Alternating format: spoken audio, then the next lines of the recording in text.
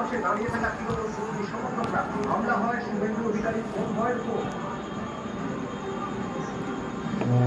আমার মন চলো যাই ভ্রমণে কৃষ্ণ অনুরাগের বাগানে, সেথা যাবি প্রাণ জুড়াবি ভোলা মন আনন্দ সুমিরনে, হায় ভোলা মন আনন্দ সুমিরনে, কৃষ্ণ অনুরাগের বাগানে, সে বাগানে তিনজন মালি, একজন সাহেব, একজন পুরে, একজন বাঙালি।